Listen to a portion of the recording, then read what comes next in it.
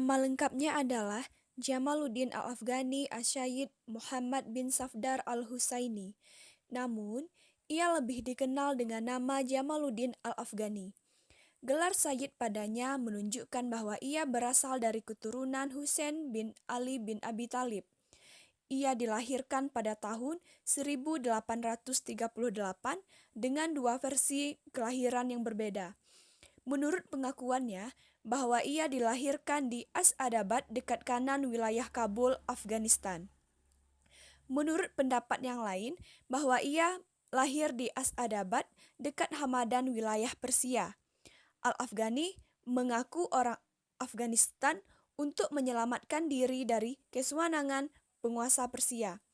Menurut Majid Fakhri, bahwa Al-Afghani dilahirkan di Asadabad, Persia. Kemudian, hijrah dengan keluarganya ke Kaswin, kemudian ke Teheran. Di situ ia belajar di bawah asuhan Oqosid Sadiq. Teologi Syiah yang sangat terkenal pada saat itu, Teheran. Al-Afghani dikenal dengan seorang yang banyak melakukan pengembaraan. Dari Teheran, ia pindah ke Al-Najd di Irak, pusat studi keagamaan Syiah. Disitulah ia menghabiskan waktu selama 40 tahun sebagai murid Murtada Al-Ansari, seorang teologi dan sarjana terkenal pada tahun 1853. Ia melewati India, di mana ia diperkenalkan dengan studi-studi ilmu-ilmu Eropa. Pada waktu selanjutnya, ia melakukan perjalanan ke berbagai negara di dunia seperti Hijaz, Mesir, Yaman, Rusia, Inggris, dan Prancis. Salah satu perjalanan yang mengesankan adalah mengunjungi Mesir pada tahun 1869, dan di negeri ini ia memunculkan pemikiran pembaharuan ketika berusia 20 tahun. Ia menjadi pembantu Pangeran Dost Muhammad Khan di Afghanistan. Pada tahun 1864, ia menjadi penasehat Sir Ali Khan. Beberapa tahun kemudian, ia diangkat oleh Muhammad Azam Khan menjadi Perdana Menteri Afghanistan.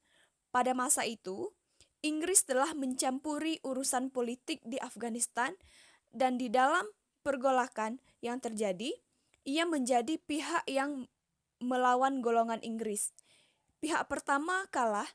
Al-Afghani merasa lebih aman meninggalkan tanah kelahirannya dan pergi lagi ke India pada tahun 1869. Al-Afghani juga ikut aktif berpolitik saat berada di Mesir. Ia secara terbuka melawan pemerintah Mesir dan campur tangan Inggris di negeri itu. Penanganan ini menjadi presiden sebagai aktivitas politik Islam pada masa mendatang, meskipun hal ini membuat dia terusir dari Mesir pada tahun 1879.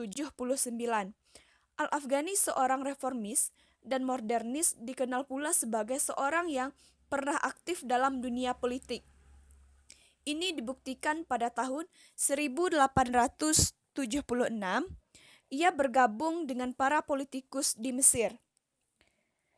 Pada tahun 1879, membentuk suatu partai politik dengan nama Hizb al-Watani, yaitu partai kebangsaan. Dengan partai ini, ia berusaha menanamkan kesederhanaan nasionalisme dalam diri orang-orang Mesir.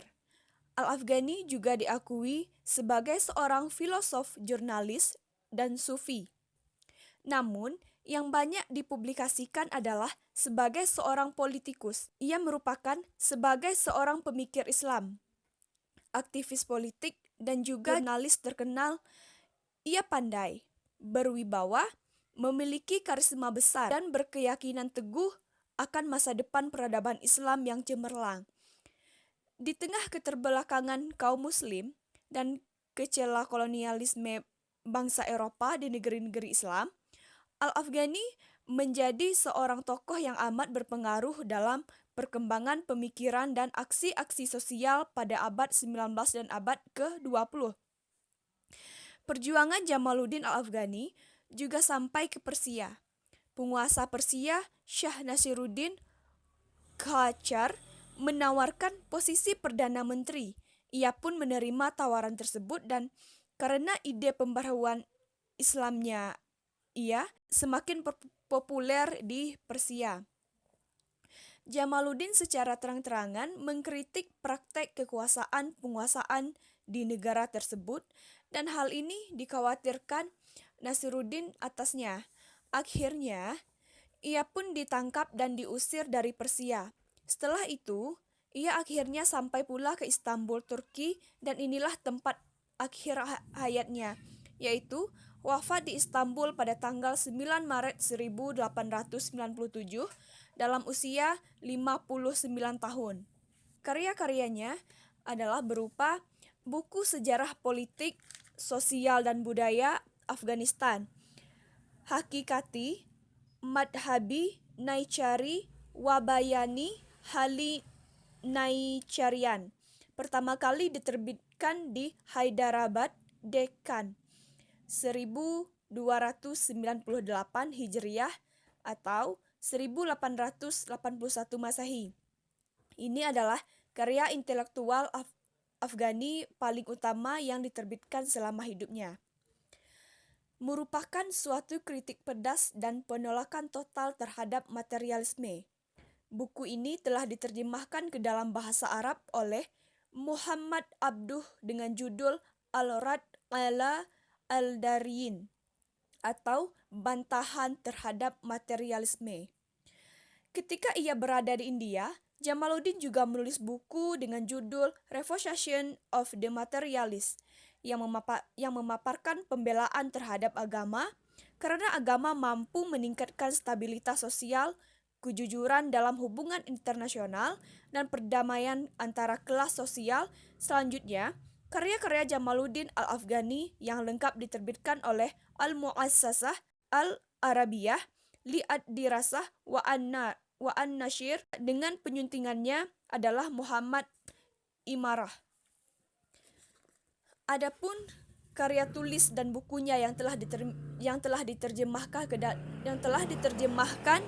ke dalam bahasa Indonesia antara lain pembahasan tentang sesuatu yang melemahkan orang-orang Islam, tipu muslihat, orientalis, risalah untuk menjawab golongan Kristen, hilangnya Timur dan Barat, hakikat manusia, dan hakikat tanah air. Demikian biografi singkat tentang Jamaluddin Al-Afghani. Bila ada tutur kata yang salah, saya mohon maaf dan terima kasih.